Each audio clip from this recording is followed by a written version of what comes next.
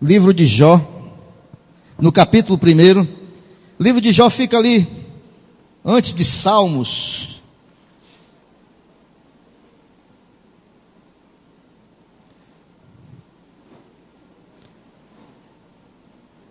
Nós estamos no culto da família, queridos. Todo último domingo de cada mês, nós realizamos aqui na Igreja Evangélica Sem Fronteiras, um culto voltado para a família, né? Deus colocou no nosso coração que a família é a base de tudo, né? De uma sociedade mais justa, de uma sociedade melhor, de um ministério melhor. Então tudo nasce na família. E esta noite nós estamos aqui justamente para trazer uma palavra voltada para a família. Todo último domingo de cada mês nós temos uma palavra específica para a família. Quantos acharam o livro de Jó, capítulo 1, versículo 13 em diante, diz assim a palavra do Senhor: E sucedeu um dia em que seus filhos e suas filhas comiam e bebiam vinho na casa de seu irmão primogênito, que veio um mensageiro a Jó e lhe disse: Os bois lavravam e as jumentas pasciam junto a eles, e eis que deram sobre eles os sabeus e os tomaram, e os moços feriram a fio da espada, e eu somente escapei para te trazer a nova. Versículo 16: Estando este ainda falando, veio outro e disse: Fogo de Deus caiu do céu e queimou as ovelhas e os moços, e os consumiu, e só eu escapei para te trazer a nova. Estando ainda este falando, veio outro e disse, ordenando aos caldeus: 3 bandos deram sobre os camelos e os tomaram, e os moços feriram ao fio da espada, e só eu escapei para te trazer a nova. Versículo 18: Estando ainda este falando, veio outro e disse: Estando teus filhos e tuas filhas comendo e bebendo vinho em casa de seu irmão primogênito, eis que um grande vento sobreveio da além do deserto, e deu aos 4 cantos da casa, a qual caiu sobre os jovens, e morreram, e só eu escapei para trazer a nova. Versículo 20: Então Jó se levantou, e rasgou o seu manto, e rapou a sua cabeça, e lançou-o em terra, e adorou. Versículo 21: E disse: Nu saí do ventre da minha mãe, e nu tornarei para lá. O Senhor o deu, o Senhor o tomou. Bendito seja o nome do Senhor. E em tudo isso Jó não pecou, nem atribuiu a Deus falta alguma, ok? Feche os seus olhos em nome de Jesus. Maravilhoso Deus e Pai, nós estamos, meu Pai, na Tua santa presença, porque esta noite, meu Deus, o Senhor marcou para nós cultuarmos o Teu nome, que é grande, que é bendito, que é magnífico, meu Deus, e nós Te pedimos pelo nome santo de Jesus, que o Teu Espírito, meu Pai, através da unção de Deus, ó meu Pai, venha falar aos nossos corações, Pai. Fala às nossas famílias, fala às nossas vidas, e vem nos edificar esta noite pelo nome de Jesus, e tudo aquilo que é contrário, meu Pai, ó Senhor, o Teu agir nas nossas vidas, meu Pai, tudo que é contrário, meu Pai, da Tua unção nas nossas vidas, meu Pai, tudo aquilo que é contrário, meu Pai, a manifestação do Teu poder, meu Pai, a explanação da Tua palavra, Pai, tudo que for contrário nós repreendemos, nós rejeitamos, meu Pai, e declaramos que só o Senhor é Deus das nossas vidas, pelo nome santo de Jesus. A igreja diz amém? Tem impressão que está um pouco alto, viu? Quando eu começar a gritar aqui. tá bom aí? Está muito alto não, né? Queridos, o que nós acabamos de ler foi seguidamente alguém chegando e trazendo más notícias para Jó. Um parava de falar uma notícia e outro chegava, e Jó, nós sabemos que Jó era um homem próspero no Oriente. Nós sabemos que Jó tinha uma vida estável, mas de repentemente Jó entra com a sua família numa crise grande, numa crise que nós não podemos dizer que era uma crise praticamente insuportável de qualquer pessoa passar por uma crise daquela.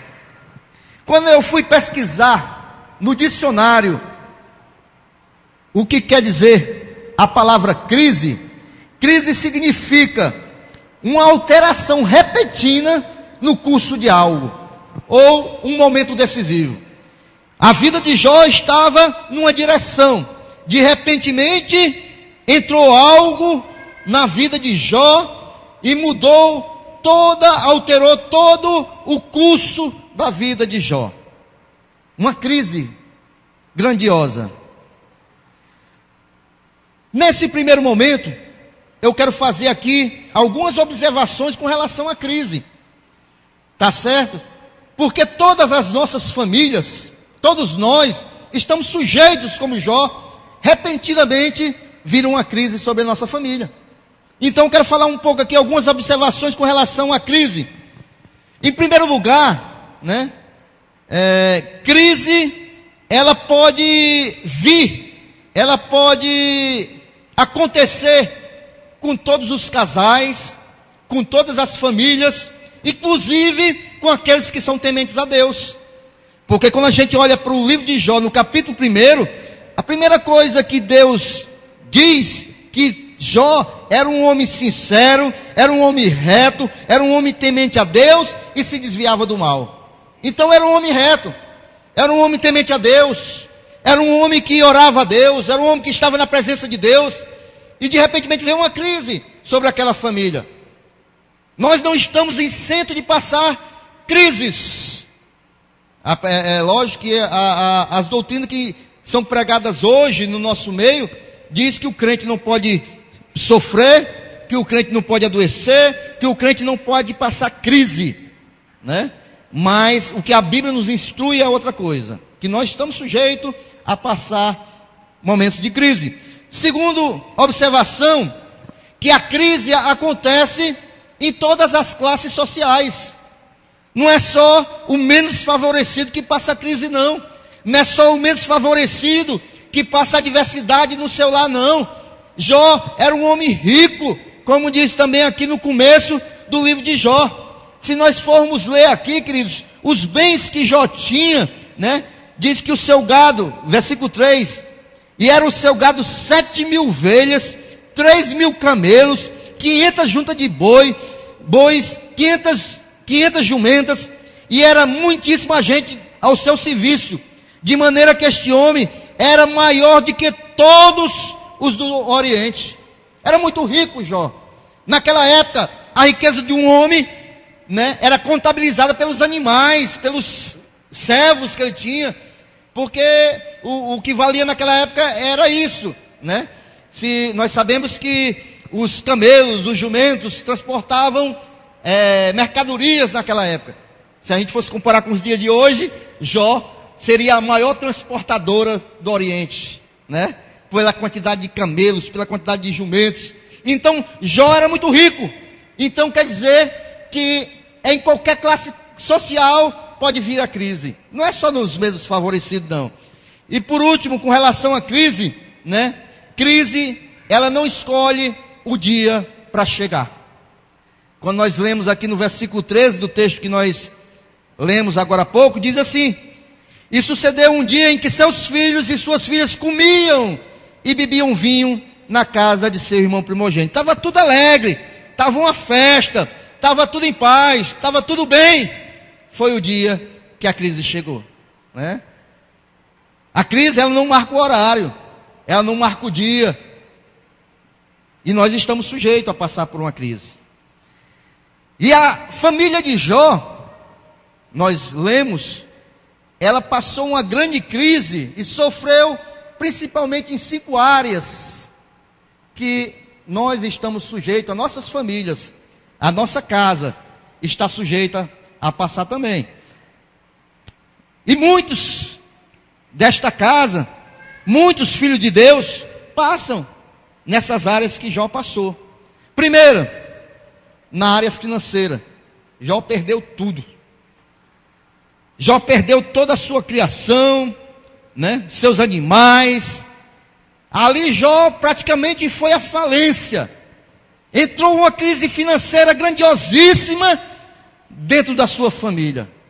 Nós, nos nossos dias, e aqui eu quero abrir um parênteses, nós podemos passar sim, haver uma fatalidade e nós passarmos uma crise adentrar na nossa família. Amém? Olhe para mim, em nome de Jesus. Mas também eu quero contrapor, porque há um outro ponto que nós devemos atentar. Porque muitas vezes as nossas famílias também entram numa crise, mas não por uma fatalidade. Muitas vezes porque nós não sabemos administrar aquilo que Deus tem colocado nas nossas mãos. Muitos casais, nós já pregamos aqui, inclusive, que um dos maiores problemas entre casais é a questão financeira. Não é o principal, mas é um dos principais. O que há de casais hoje, queridos, que discutem e discordam por causa de finanças, é grande. É grande. Porque só por um motivo não há concordância no casal. Um faz uma coisa de um jeito, outro faz uma coisa de outro jeito, não conversam e no final das contas, no final do mês, as contas não batem. Um exemplo, eu ganho 2.000 e eu vou aqui no meu rumo, eu sou chefe da casa, gasto 1.500. Eu ganho 2.000, sobra 500 aí. Só que minha esposa vai pelo outro lado e gasta mais 1.000. Final das contas, quando a gente vou receber o dinheiro, vamos fazer aqui, o que a gente tem para pagar? Que é um outro erro, não se organiza, não se bota no papel, é só aqui, isso aqui é enganoso que só. Não bota no papel, não, eu gasto tanto ali, eu gasto 200, não, eu ganho tanto. Aí no final do mês, na mente, ainda está sobrando dinheiro. Mas quando você vai estar no papel, está faltando e é muito, meu amigo. Aí minha esposa gasta mais e eu gasto mais. Aí no final das contas, vamos pagar as contas o quê? Aí começam as discussões. Por que você gastou isso? Por que você passou disso? Aí ela, é você, e eu é você. E começam as discussões. E isso, queridos, tem separado casais, tem trazido adversidade. Isso tem trazido confusão para os lares. Tem trazido crise financeira sobre as famílias. Amém? E qual o remédio? Concordância. Vamos sentar aqui. Esse mês nós vamos gastar isso. Nós temos que pagar isso, isso, isso. Qual é a nossa prioridade? Primeiro isso, depois isso. Então vamos investir primeiro nisso. Eu tenho certeza que no final do mês as contas batem bem casadinha. Amém? Né? Então, queridos, Jó, a primeira crise que entrou na família de Jó foi das finanças. Veio um vendaval lá, meu amigo, levou todo o seu dinheiro, todo o seu patrimônio, foi à falência. Segundo, outra crise que entra nas famílias, a saúde. Jó perdeu sua saúde, né? Agora deixa eu falar uma coisa para vocês, queridos. Quando nós nos casamos, quando você vai até o altar para receber a bênção de Deus através da vida do sacerdote, você diz com toda a empolgação do seu coração. Quando a gente faz casamento, a gente até afasta o microfone, porque o camarada diz assim com a convicção, na doença ou na saúde, até que a morte nos separe. Eu disse, rapaz, que benção. Mas meu amigo, quando entrar a enfermidade, seja dessa maneira, né? A gente entende que tem pessoas que têm tendências, né, a adoecer, Sabemos, mas isso também tem abalado casamentos. Quando a saúde envolve, então, a questão, né, que a mulher não pode cumprir todas as suas atribuições. Quem é santo aí entende o que o pastor estava pregando? Amém? Ninguém entendeu? Principalmente os homens, né? Às vezes tem enfermidade que é necessário, né, a esposa ter um tratamento que os homens têm que entender. Amém? Quem entendeu a revelação? Pregar de domingo é assim, queridos, é por revelação, viu? Só entende quem é muito santo. Né? Porque a gente é uma questão que a gente não pode estar. Então, queridos, o homem tem que entender, né? O homem tem que entender. Então, nesse momento aqui também, na família de Jó, entrou o problema da saúde. Jó teve uma crise também com os seus filhos, e aqui foi uma crise grande, porque os filhos morreram. Muitos de nós temos crise na nossa família com filhos, né? Não é com relação à morte, mas com outros diversos problemas, mas também gera crise na família. Também, esta família aqui, perdeu todos os seus amigos. Apareceram 3 amigos lá para acusar, mas os outros amigos sumiram tudo. Quando Jó ficou liso, quando Jó perdeu o que tinha, aí, meu amigo, procurou os amigos, tudo tinha sumido. Ok? E, por último, uma outra crise que entrou nesta família, foi a crise no casamento de Jó. Sabe por quê?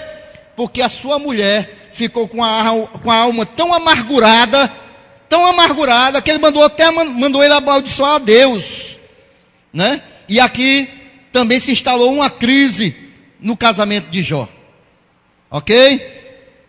E esse aqui não é o único exemplo, né, na Bíblia que nós temos de famílias em crises. Muitas famílias na Bíblia passaram crise, como Lázaro, né? Quando as suas 2 irmãs, Marta e Maria, tiveram que enfrentar aquela crise da perda de Lázaro. Jairo, quando sua filha teve uma enfermidade que ficou doente e faleceu, e muitos outros exemplos que eu não vou me deter aqui, queridos. Então, queridos, a família tem sido um alvo nos dias de hoje de grandes crises. Grandes crises. Muitas famílias vivem grandes crises. E essas crises têm levado a muitas famílias ao desespero, muitas até ao fracasso. Mas eu quero dizer para você que ainda há um jeito de nós vencermos as crises. Eu quero dizer para você que é possível vencer todas as crises, essas que eu falei aqui, e muitas outras. É possível nós vencermos as crises no seio da nossa família, através do Senhor Jesus Cristo. Amém? Pois bem, queridos, eu quero aqui ainda mostrar para você que há alguns causadores que também trazem crise para o meio da nossa família. Talvez você já saiba, mas eu quero citar novamente aqui, para que a gente possa, a partir desta noite que nós vamos já orar pelas famílias, estar orando para que esses causadores de crise não entrem nas nossas famílias. Tá ok? E serve para nossa vigilância também, para que a gente venha vigiar, para que esses causadores não venham trazer a crise para dentro dos nossos lares. O primeiro dele, que causa crise nos nossos lares, é o diabo, queridos. Nós sabemos muito bem que o diabo, o primeiro objetivo dele foi destruir uma família, Adão e Eva. A primeira ação dele foi buscar destruir aquele casal. E de lá para cá, ele tem feito isso constantemente, queridos. A função do diabo é matar, roubar e destruir. Ele tem separado casais, ele tem desviado filhos do seio da família. Ele tem feito, queridos, famílias viverem em constantes contendas. Ele tem feito, queridos, famílias verdadeiramente fracassarem, famílias se acabarem, famílias se desestruturarem. O que nós vemos na mídia todo dia é famílias em crise, é famílias se acabando, é pai contra filho, filho contra pai, como diz na palavra de Deus. Mas isso, queridos, nós temos que fechar esta porta para o maligno, que é o diabo. Segundo causador de crise, os invejosos. Os invejosos.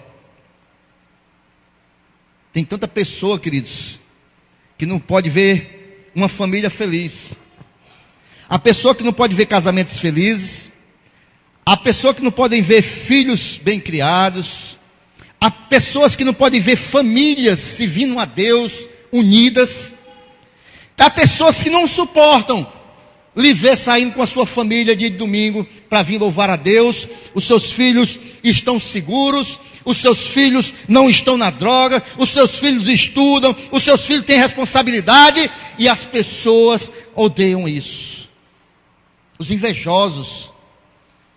O que há de pessoas, queridos, tentando separar casais, destruir casamentos? O que há de pessoas tentando derrubar lares? Também pode trazer crises. Outra classe que pode trazer crises para nosso relacionamento, aí não vem de fora, pode nascer dentro mesmo do casamento. São os murmuradores. Amém?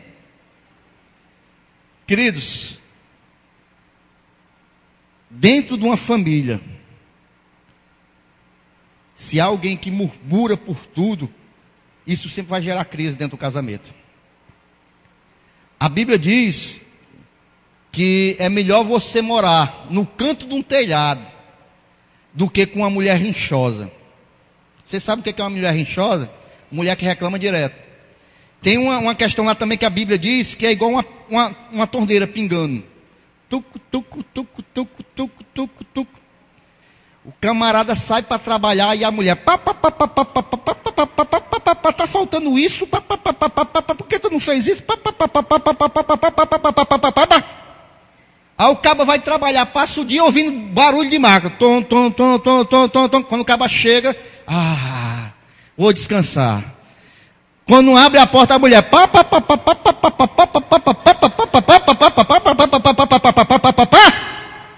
meu amigo, não tem quem aguente.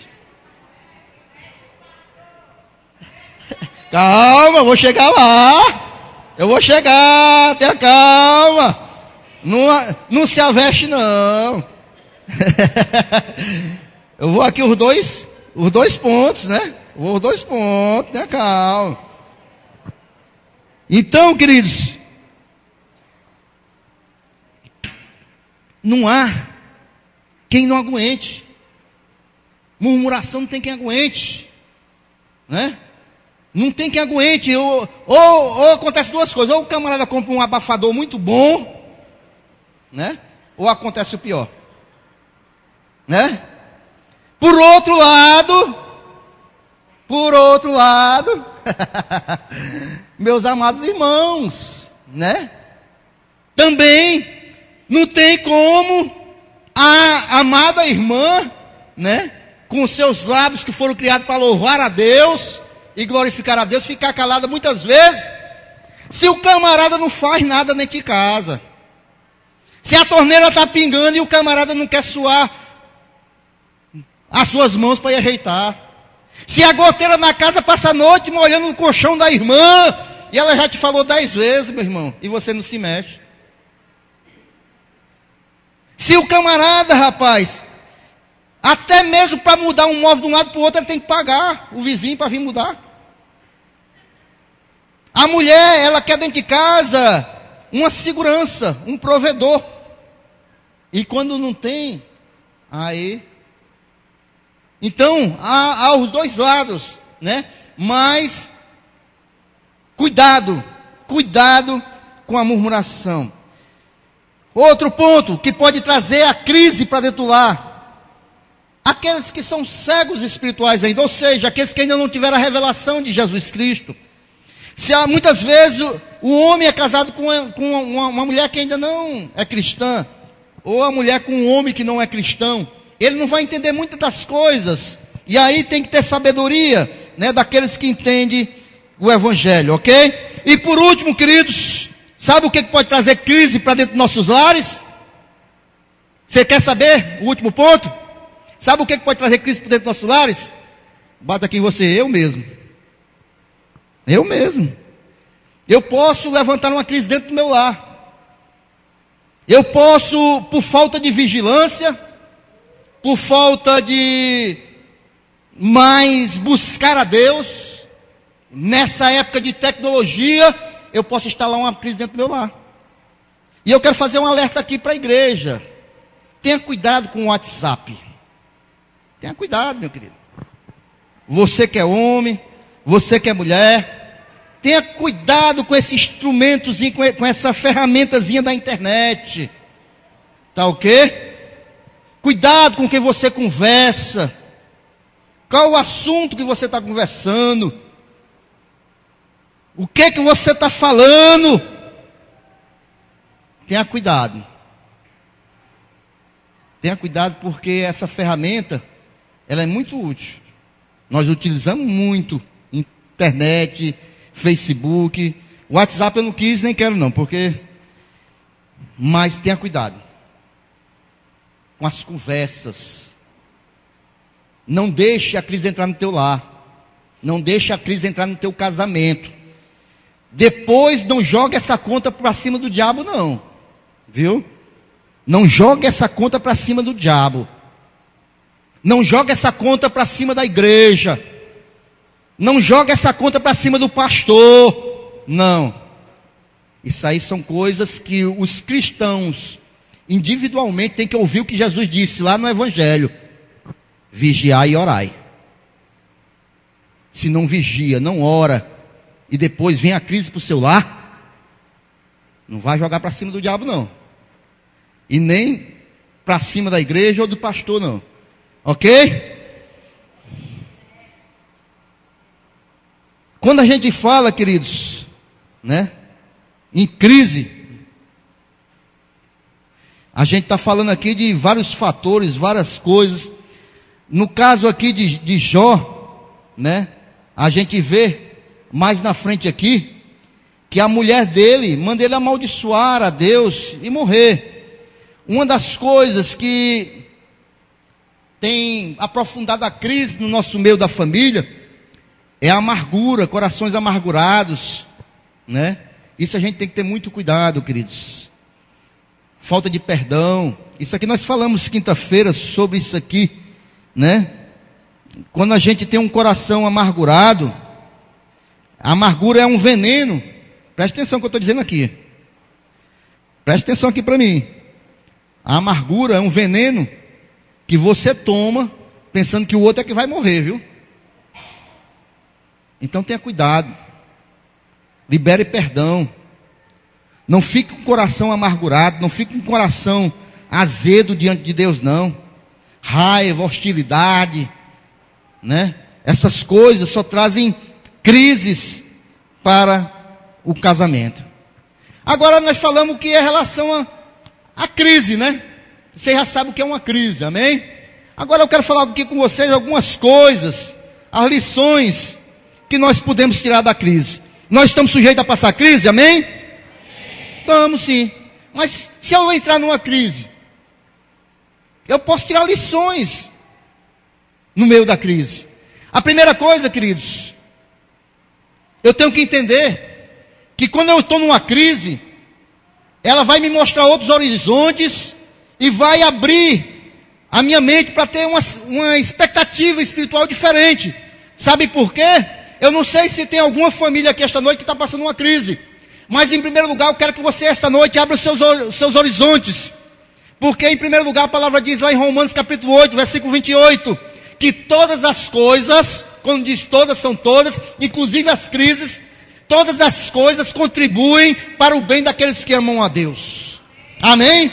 Se você está passando numa crise, você vai tirar lições daquela crise. Alguma coisa Deus quer te mostrar porque você está passando por aquela crise. Mas uma coisa eu te digo, que todas as coisas contribuem para o bem daqueles que amam a Deus. Se você é um crente sincero, se você anda em justiça diante de Deus, mas está passando uma crise, fique firme, vá em frente, você vai vencer essa crise, porque esta crise Deus quer te mostrar alguma coisa, esta crise Deus quer trazer uma lição para a tua vida, esta crise vai te fazer crescer mais, esta crise vai fazer com que você, mais na frente, venha ser usado para instruir a outros, para testemunhar a outros e para que as pessoas possam ver que Deus a qual tu serves é um Deus grande, porque o nome dele vai ser glorificado. Quando você sair dessa crise, o nome do Senhor vai ser glorificado. Aleluias! Aplauda o Senhor Jesus.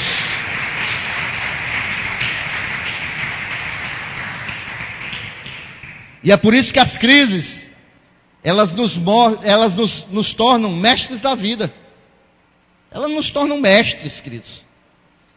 Cada crise que nós vamos passando, lutas, adversidades, ela vai nos fazendo ficar mais fortalecidos em alguma área da nossa vida, mais sábios. Aqui no Brasil não acontece isso não. Mas vai lá no Japão, vai lá nos países do Oriente, como eles valorizam os mais velhos. Por quê? Porque eles têm experiências. Porque eles já passaram por tudo que nós estamos passando. E eles têm a calma. Hoje eles têm o discernimento. Hoje eles são mestres. Eles têm calma. Se eles for passar por uma crise que nós estamos passando agora, eles passam pela sabedoria, pelo aquilo que eles já passaram. Eu me lembro que quando eu era militar, um sargento uma vez pegou um camarada lá querendo ser esperto. E o sargento chamou ele: vem cá, meu filho. Rapaz, tu pensa que o que tu está fazendo aí eu não já fiz quando fui aprendiz, não? Tu acha que eu não já sei tudo que tu pensa e que tu quer fazer, não? E tu querendo me enganar, rapaz. Né? Tem experiência. Já sabe tudo. Porque ele passou tudo aquilo. Uma outra coisa, queridos, que eu posso tirar de lição em meio à crise, sabe o que é? É que nas crises que nós passamos, em meio às crises, ela serve para nos revelar os verdadeiros amigos. Foi o que aconteceu com Jó? O que era de amigo, meu amigo, sumiu. É no meio das crises que você, sua casa passar, ali vai ser selecionado. Quem são seus amigos? Quem são aqueles que vão passar com você no fogo? Quem são aqueles que vão passar com você na prova? Porque quando tu está bem, quando o Jó estava lá fazendo churrasco, a casa era cheia de amigos. Quando o Jó mandava o empregado matar um boi lá e faz um churrasco aqui, meu amigo, a casa era cheia. Mas quando entrou a crise, meu amigo, sumiu todo mundo. Apareceram 3 para acusar Jó. É porque você está em pecado, rapaz. É porque você é culpado. Então a crise, a lição que eu posso tirar da crise também, é que ela vai revelar quem são nossos amigos. O amigo da família, né? O amigo que vai aconselhar, o amigo que vai tentar reverter a crise junto com você, o amigo que vai chorar com você, o amigo que vai comprar a sua briga, o amigo que vai chegar para você e dizer assim: olha, meu irmão, hoje você está por baixo, mas pode contar comigo, que eu estou com você, eu vou passar com você essa adversidade, nós vamos passar junto. O que você estiver precisando e eu tiver, é seu. É na crise que nós vamos ver quem são os verdadeiros amigos. É uma peneira. E por último, queridos, agora que nós entendemos o que é a crise no meio da família, como tirar lições da crise, eu quero lhe dizer como você vencer as crises familiares. Amém? Abra sua Bíblia aí no livro de 2 Coríntios, marca aí esse texto. 2 Coríntios, no capítulo 1, versículo 20. A primeira coisa que eu devo fazer para vencer as crises no meio da minha família. 1 Coríntios, capítulo 1, versículo 20. Perdão, 2 Coríntios. Amém? 2 Coríntios capítulo 1, versículo 20. Quantos acharam? Para mim vencer a crise, a primeira coisa que eu tenho que fazer, queridos, é recordar as promessas de Deus para nós, para a minha família. Porque a palavra de Deus diz assim: porque todas quantas promessas há de Deus, são nele sim, e por ele o amém, para a glória de Deus por nós. Ok? Então a primeira coisa, meu irmão, quando você estiver no meio da crise, se lembre das promessas de Deus para você. Se lembre das promessas de Deus para a sua família, para a sua casa, para os seus filhos, para o seu casamento. Não se afaste das promessas de Deus, porque todas as promessas de Deus são nele um sim. Jesus Cristo, se ele prometeu, ele vai cumprir. Mesmo que a crise adentre, mesmo que tudo fique contrário, mesmo que você não veja a saída, mesmo que as circunstâncias estejam vindo muito forte contra a sua vida e a sua família, se lembre nas promessas de Deus. Tire os olhos da circunstância e olhe para a promessa de Deus. Se Deus prometeu que eu e minha casa vamos servir o Senhor, vai ser assim. Se Deus prometeu que a minha casa vai ser uma casa de bênção, vai ser. Ou está tudo virado ao contrário, a adversidade está grande, mas eu vou professar a palavra de Deus. Olha, o Senhor me prometeu que a minha casa é um lugar de bênção. Eu não aceito o que eu estou vendo, eu não aceito essa situação, porque eu fico com a promessa de Deus, porque eu creio que a promessa de Deus vai se cumprir na minha casa, na minha família. Não aceite. O contrário, se firme na promessa de Deus. Se firme na promessa de Deus.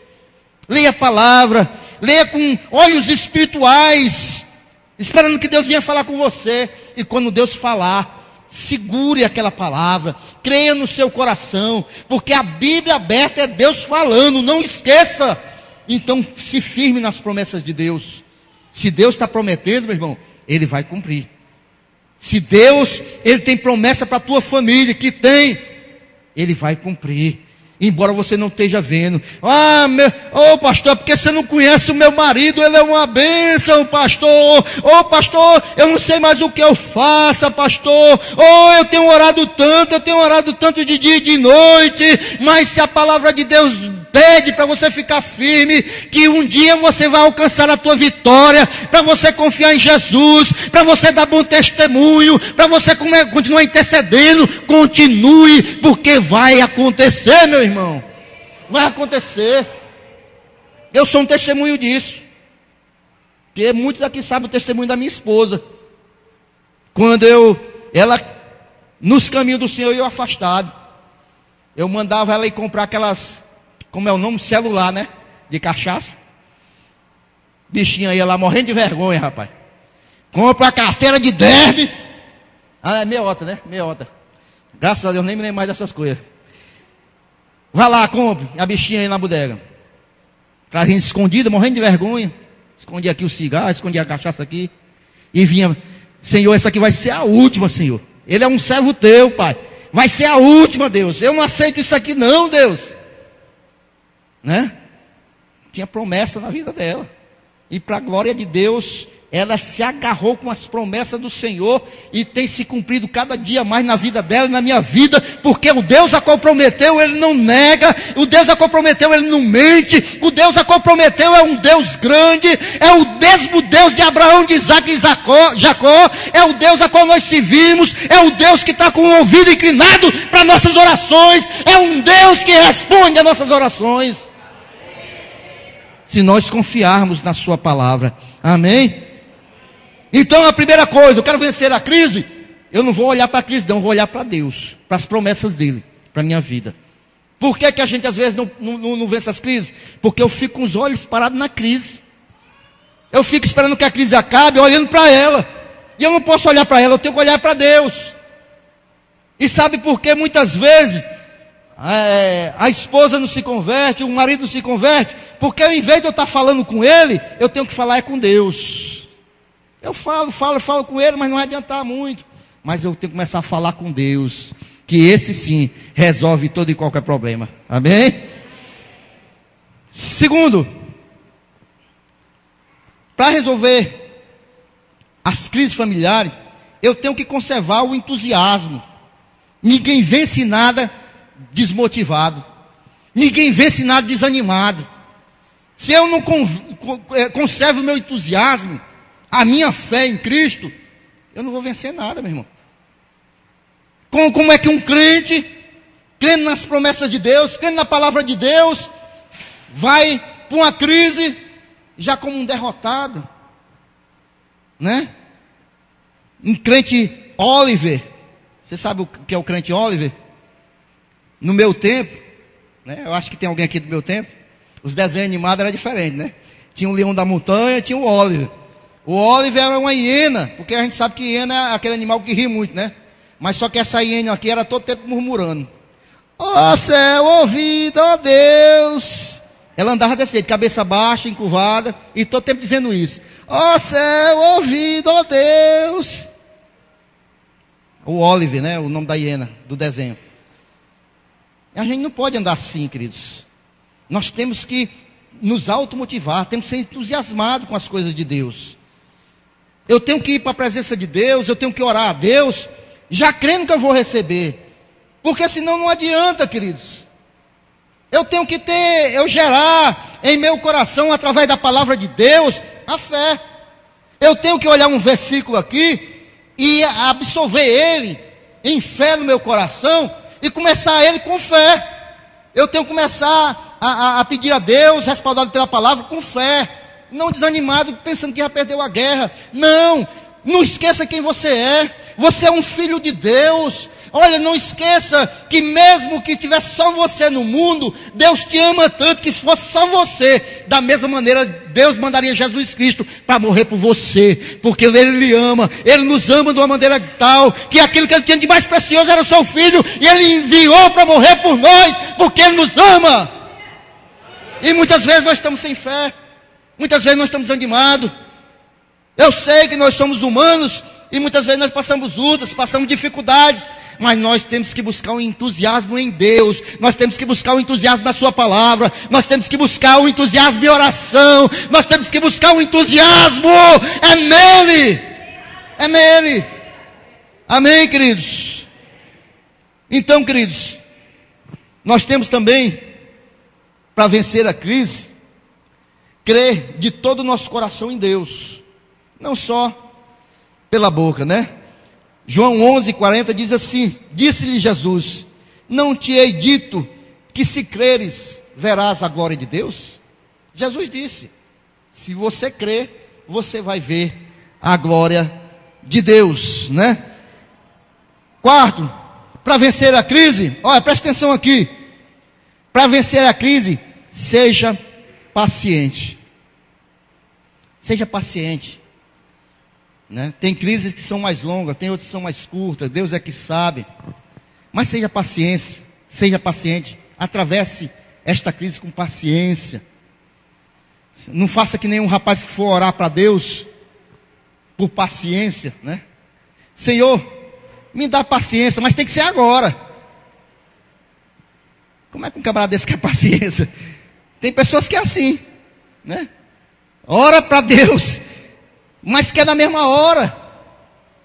Então a gente tem que exercitar, né, a paciência. Aí sim vem aquele ditado: tenha a paciência de Jó, porque esse teve paciência, viu? Esse teve paciência. E a gente passa as crises, queridos, e às vezes a gente se desespera, né? Mas tenha paciência, ok? No Salmo 37, versículo 7 ao 9, diz assim a palavra de Deus, eu vou ler para você. Salmo 37, diz assim a palavra de Deus, do versículo 7 ao 9.